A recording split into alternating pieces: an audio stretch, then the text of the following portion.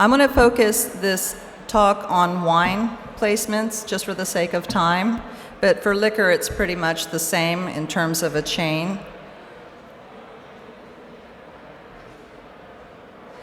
The main things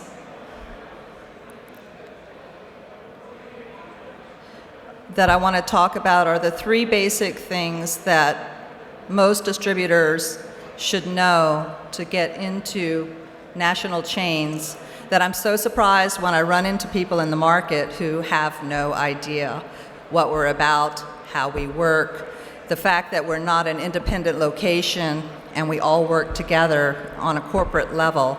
They don't know how to approach us.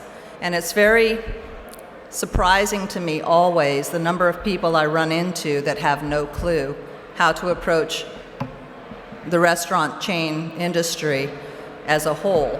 I mean, there are basically different types of chains. I was having technical difficulty It's about targeting the kind of chain that you want to approach. There are basically casual restaurants and fine dining restaurants. And the main difference between the two is what you're going to submit. If you're submitting something for a casual restaurant, just keep in mind it has to be something that is high volume, that they can sell at an affordable price point. A casual chain is not going to sell something more than $200 or $300 for a bottle. They're going to be focused on stuff that is a little more affordable, more in the $60 or less price range. So keep that in mind when you're submitting the samples, and do your homework ahead of time to know what is their menu, what are they about, and try to match what you have in your portfolio to those products that they're selling. The more you can do food and wine pairings along with that, the better, because that will make your job as a sales force much more effective in approaching us. So keeping that in mind before you come to us is very helpful. For fine dining, then you can go with higher end product. You can go with product upwards of $500 or $600 or $700 a bottle, but keep in mind those are going to be for by the bottle only. So keep it separated in your mind before you approach to make sure your strategic plan is already in place.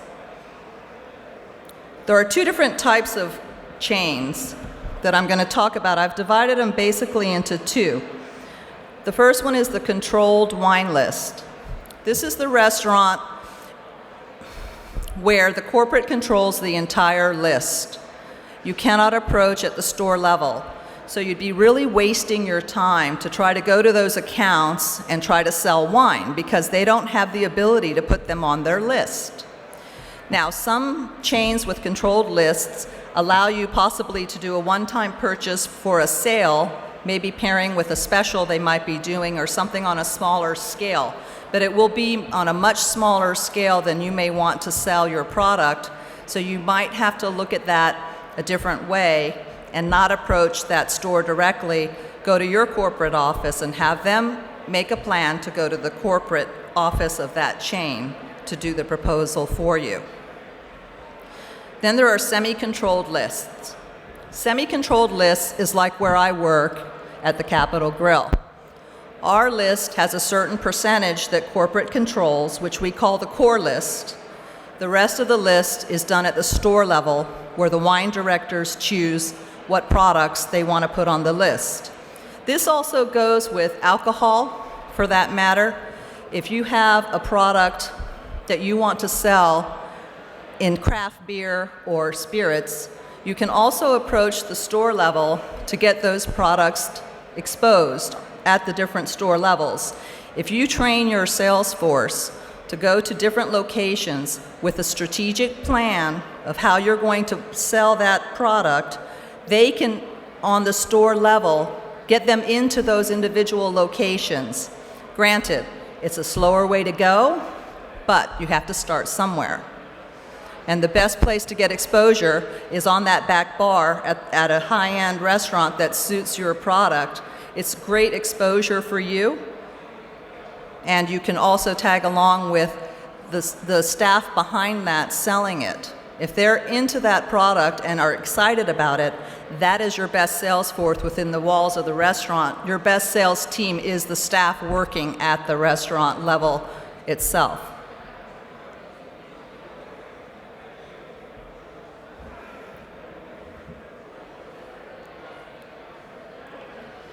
What are the advantages? Well, obviously, the biggest advantage is going to be sales. A lot of sales. Whether you go on the corporate level with the core list, that's going to be tremendous amounts of sales. There you have to watch out, again, make sure you have enough product.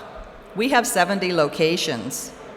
Our best-selling products, we move about upwards of 5 to 10 cases of a bottle of wine. Could be twice a week we might be ordering that.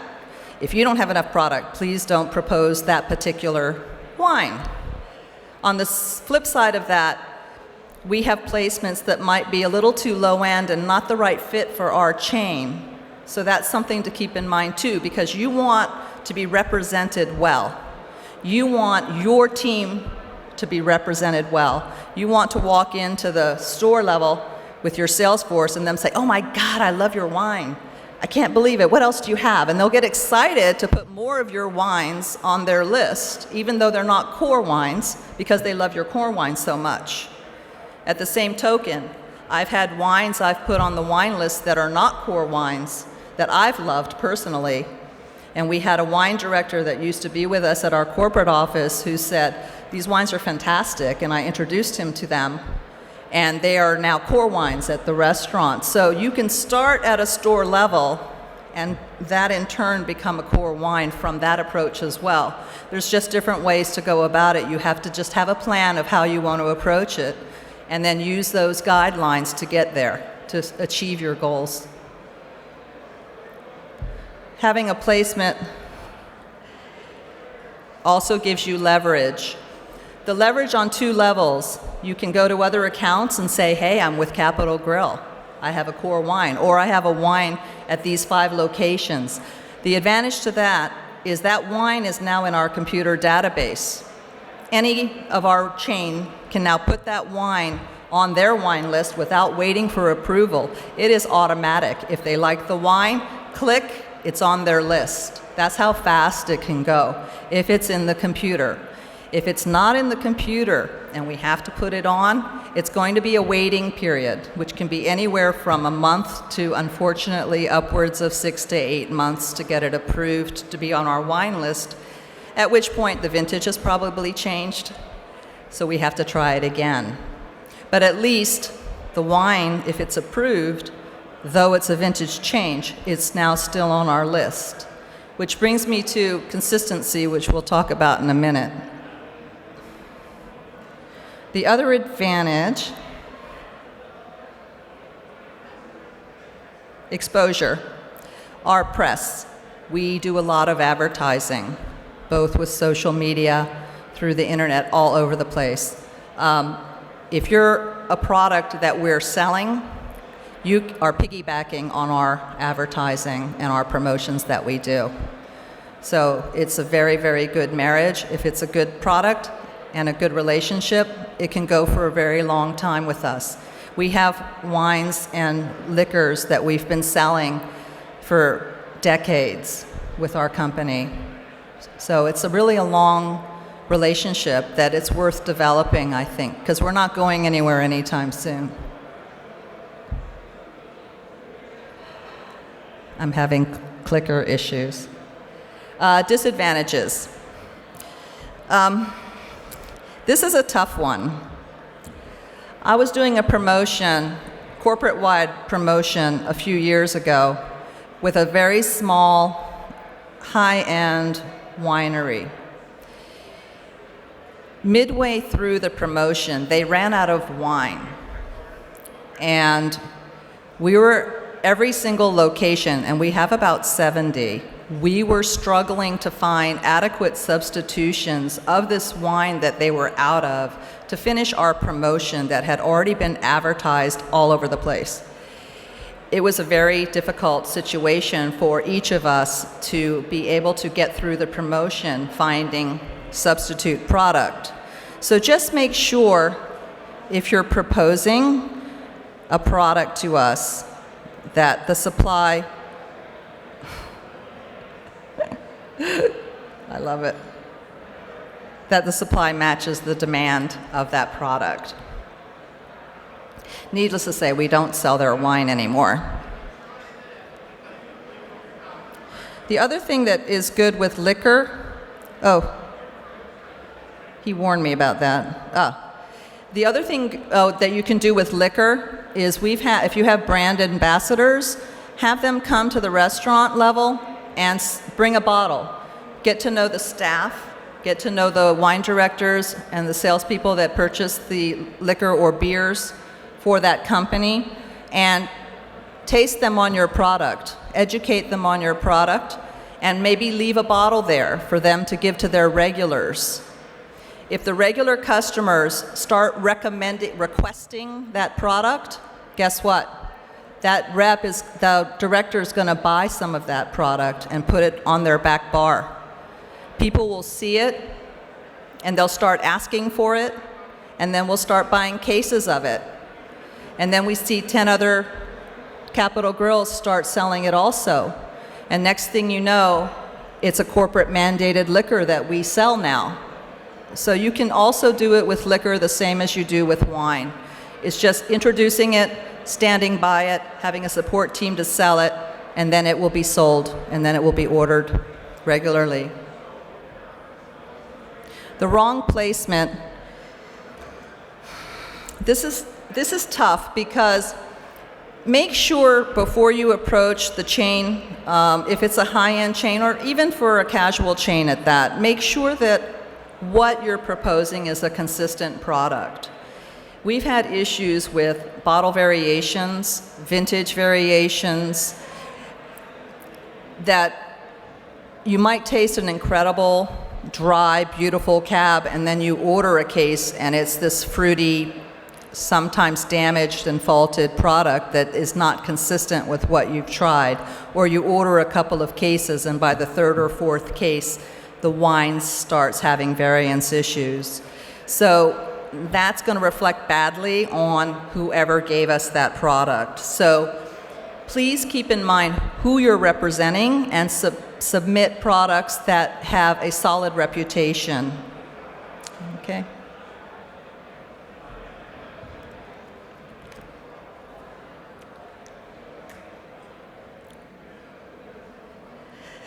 What are we really looking for? This is where you have to decide not only if you're going to submit wine for by the glass or by the bottle.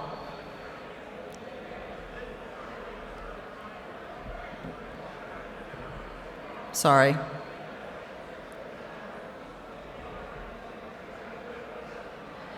You have to decide if you're going to submit liquor for the well or the back bar.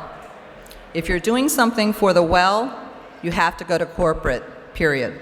Whether for any liquor, whether it's a controlled list or semi-controlled list, the well pours are all done at the corporate level.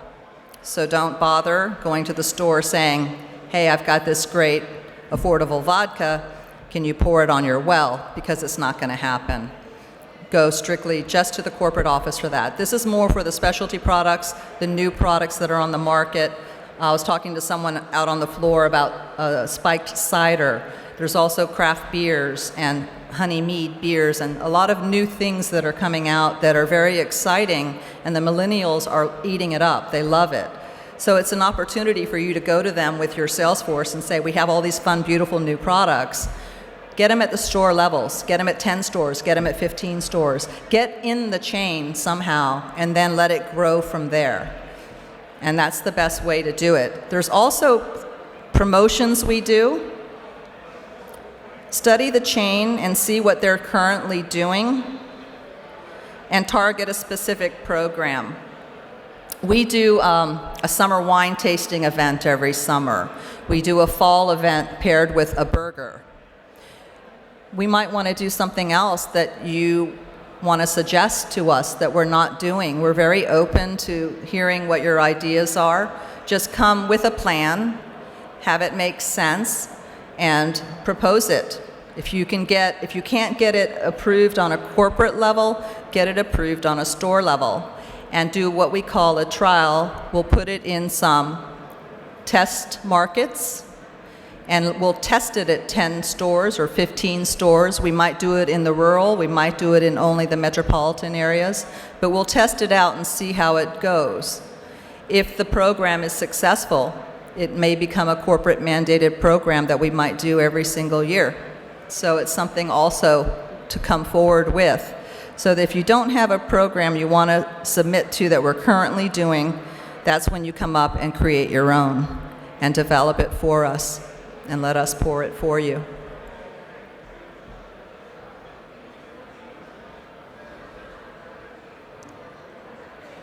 Options for small producers. There's a lot of boutique wine companies here today and in general, and as the wine industry grows as a whole, there's more and more competition, not only from other countries, but also within our own countries. I can't even count now how many wineries are in California and Italy. And the other problem with Italy is there's about 2,000 grapes to remember the name of. We don't know what they all are, and they're not all sellable either. So it's really important to approach wisely and with a reason. I was at a dinner banquet with a small high-end Napa Valley producer, and I asked him why he wasn't selling to our chain. And he said, well, I don't make enough wine. And I said, well, have you thought about doing a corporate mandated wine dinner at our chain? He goes, well, I don't know what that means. I'm like, well, we have 70 locations. If we say, let's pick half of them and do a corporate mandated wine dinner with your wines, you can control in advance how much wine you'll sell, because we can limit the head count at each store to say 30 people or less. We can do it all within the same week, so you're making all the sales within that same week. And if we limit the guest count and we limit the number of bottles we're buying, especially of your high-end product that I know you don't make a lot of, you can still do this dinner. So that's exactly what happened. We ended up doing a corporate mandated wine dinner at all of the Capitol Grilles within the same week of this high-end boutique winery. That winery's done 2 promotions with us since and have been with us since. So it's something really to consider with the smaller producer, that there are other options to still sell to us. And that was advertised, of course, heavily with our concept that we were doing this. And they did a video for us to play at that wine dinner. So we started the evening with their video from them with their family of wines, and then we proceeded to do a dinner with their wines for that dinner. So it was an amazing event and something to keep in mind also.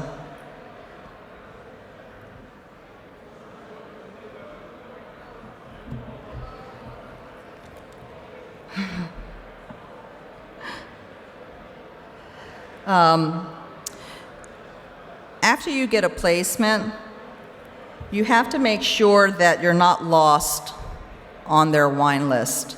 I have more than 550 wines on the wine list, and I have more than 50 wines by the glass.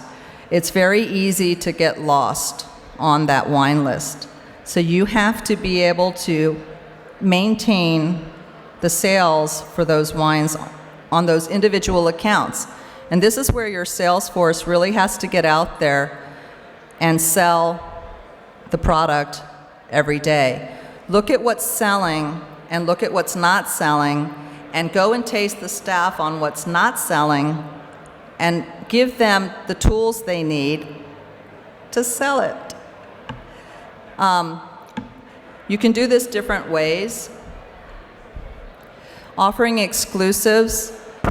We have some wines that we sell that are special bottlings, special blends that were created just for us. We're the only ones allowed to sell them in our chain, and some of them are limited time purchases. You can decide on exclusives if it's a one-time purchase, if it's a limited time purchase. I'm so sorry.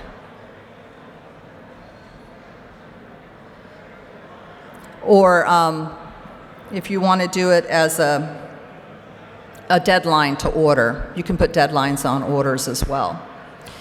But allocations are allocating enough product that we can sell it for a certain amount of time, and then it's over, and then we change it.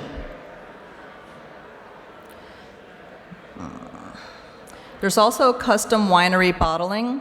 In addition to creating blends just for us, we have people that do a special label, their wine label, not our label, but they make it special for us. The special blend, the special cuvee. I can't tell you what some of them are, but I might tell you privately later if you ask me. But we have some bottles that are really just sold in for us to our market, which is the same kind of thing as a custom label. It just doesn't have our logo on it. Currently, we don't have our custom logo on anything, but certainly some of our casual concepts within our company probably will be open to that. I don't know that they've ever been approached before, but we, not only Capital Grille, we have a lot of casual concepts that we own as well, who would conceivably be very open to having their logo on a bottle for the house blend. Just making sure with that, if it's a house blend, making sure it fits the concept. And again, that thing with the consistent product, very important. Or the worst thing would be getting a bad rap, because if the sales team at the restaurant level, the servers and the bartenders, don't like your wine, they won't be selling it.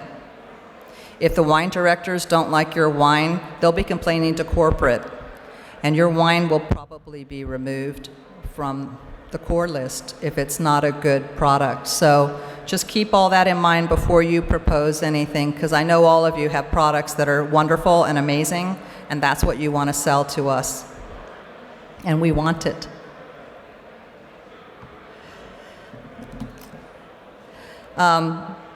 Once you have something in the restaurant of your choice, you need to stand by it. This is where the sales staff comes out to taste the staff on the wine with sample bottles. They give a story. They have the products, the spec sheets on the product. Availability, making sure the licensing is secure before the run. We do a corporate mandated list change twice a year, and we've had several occasions where the licensing wasn't secure in all of our markets. So a third of our locations had a wine that the other 2/3 couldn't get. I currently still have 6 wines that I can't get, that are core wines that I can't put on my list because they haven't secured licensing yet for me to get them in my state. So it's very important, if you're going to make a commitment to the corporate office, that those kinks be worked out before the start of the run of that list.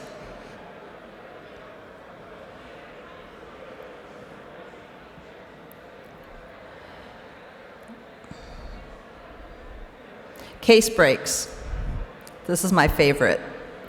If anyone ever came to take a tour of the back of the house where we do our storage, it's a very small little closet. My favorite thing for suppliers is when they come and say, "Oh, we're so excited, we have this wine on your wine list, it's core, buy 10 cases at a time to get the discount." I have 50 wines by the glass. I am not going to buy 10 cases of each of them to put where? Short of putting them on the roof with a tarp over them, I have nowhere to put this product.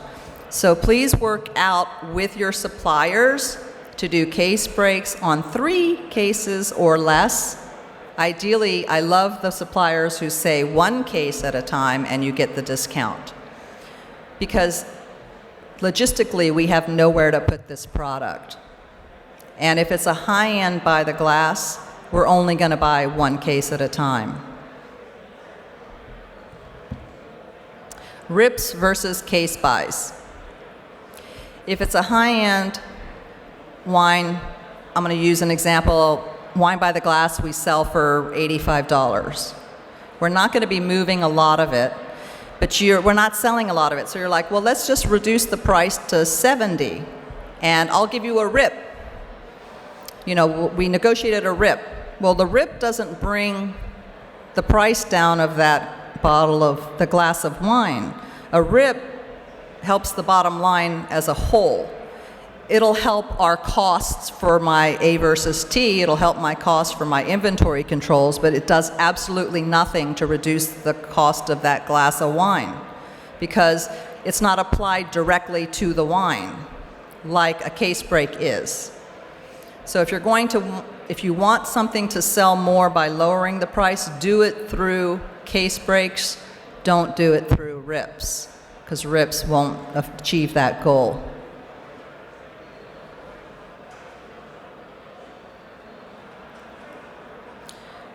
Staff training, we talked about. But in addition to that, you want to have a story, something fun, something different, and what I'm getting requests for a lot are vegetarian, is the wine vegan? And what they mean by that, when the guests ask me that, they mean, are they using PVCC filtering? Are they not using any animal products in the process of making this wine at all? Which is never advertised, by the way, on any bottle of wine that I know of. All I ever see is organic, biodynamic, sustainable, things like that. Even that, a lot of that's not on the label because they still do it. They just don't pay to be part of that club to put it on the label. But we do still know some of those people that are doing that type of farming. But if you know things fun like that, that is the new trend, like this wine is vegetarian, or this wine doesn't use sulfites, that's another one. More and more people are trying to use less sulfites. I know some of them happen naturally in the winemaking process, but some use more or less how much they add of that.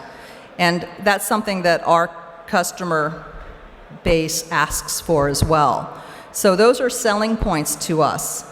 Kosher wines are selling points to us. Those little tidbits of things that you know about us, if you can say, hey, Passover's coming. I've got some great kosher wines I want you to try. That would be a good time to go to your accounts, I think, with those products.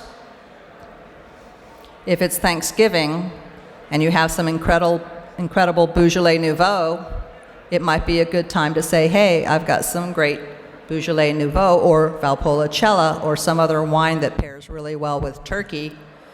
It might be a good time to approach those markets with that product. It's really just tailoring it and finding out what it takes to sell your product and approaching it wisely. Do your homework and approach wisely.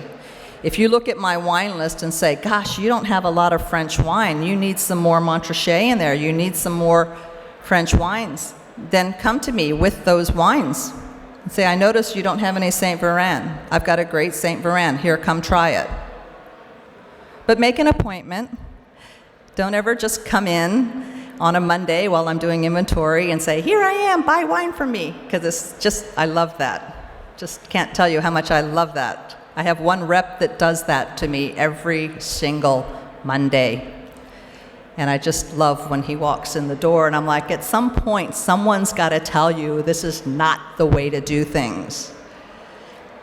So, what else? That's it. Sorry about the technical. Does anyone have questions for me? Yes.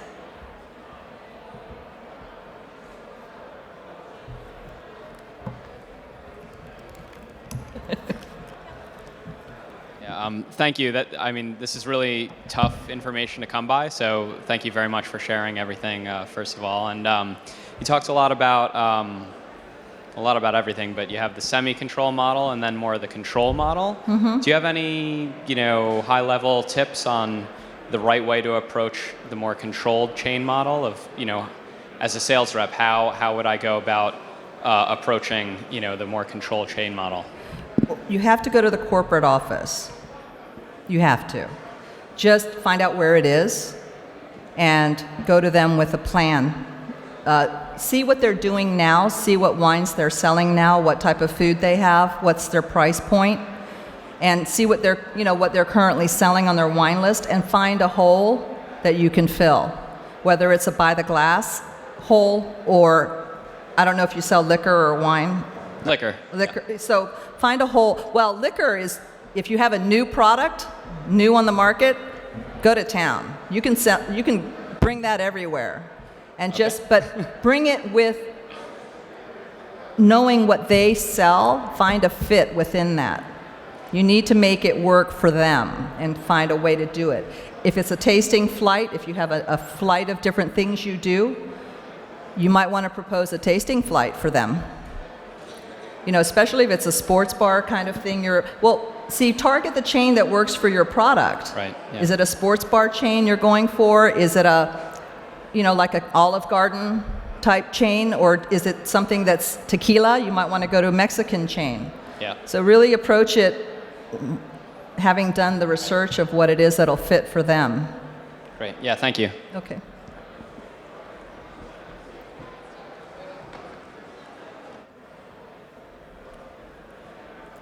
Over here. Yeah. Hi. I'm curious about the suppliers that you use and choose and how you do that. I'm sure that having restaurants across the country, you work with some of the larger distribution houses.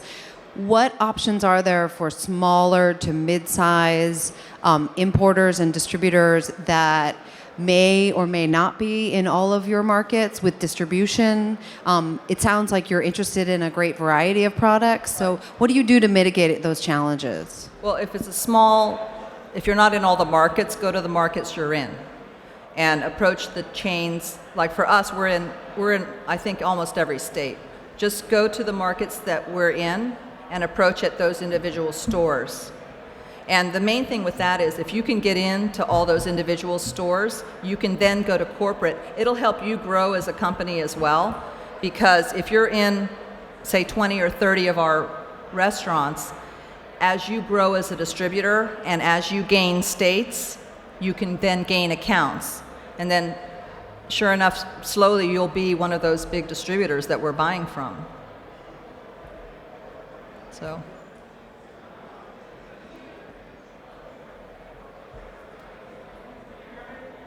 Yes. My question is, you talked about availability. Availability, yes. You talked about availability. So my question is that if you decide to take on a wine, will you allow for a period to build up stock, or are you expecting any wine that's presented to be delivered the next week? Well, ideally, I place orders on a Monday and I receive them on a Tuesday. Is that your question? No. To start off? To start off, so someone comes in, makes the appointment, presents the wine, the staff is trained. Are you then expecting the next week to have it on the list, or you say this will be in 2 months or 3 months, be prepared? I do both, but keep in mind the staff won't be trained unless it's something that we're already putting on the list. Then we train the staff. So you have to do it in the right order. Basically, if I like a wine, and I say, okay, the list is changing officially in the fall, but that's the other thing I didn't talk about. We have the ability to add wine year-round. Even though the corporate list changes twice a year, on the store level, we can change wines every day. I mean, if we wanted to, we could change wines every day. So you can submit wines to taste the directors on at any time you call and make an appointment to do that, ideally. Make an appointment to do that. But that's the other thing, is look at what they need. Don't propose to me a Cabernet Sauvignon or a Chardonnay, because guess what? I'm not going to buy it because I have about 85 or 95 more than I want on my list. So I'm not going to be looking at cabs unless it's from Languedoc or some other area aside from America. So look at the list and see what you have that would fit what we want. And that's approaching wisely. call or email, make an appointment. Oh, I notice you have the, narrow it down too. Like when I'm changing a list, I'll send an email to all my wine reps that I currently work with, and I say, here's some holes that I have that I want you to fill. And I'm very specific when I do that, and I'll say, I want fun stuff from Portugal, I want some more wine from Spain, I want something exciting from Languedoc, which is really a growing area, or I'll give a specific promotion. I'm like, we're going to do another wine dinner, give me ideas. And I'm shocked at the amount of people that come forward with cabs and chards. I'm like, I didn't say that. That's not what I asked you for. I mean, granted, there's good cabs in Spain, but that's not what I was looking for. I was looking for fun, interesting blends, and I'm getting back these chards and cabs again because we're a steakhouse, and I guess that's all they want us to sell, but that's not what we're looking for. We're looking for diversity on the list. So if I'm specific, be specific back and match me and say, hey, I've got all this fun stuff, and here's an assorted price range of product too. Give me prices based on bottle one. Always prices based on bottle one, because if it's not by the glass, I might only buy by the bottle. I might not buy by the case. So. We have time for one more question, and then Sharyn, will you be available for a moment after if anyone has any additional questions? Sure. Great. And then I see you up front. I'm coming.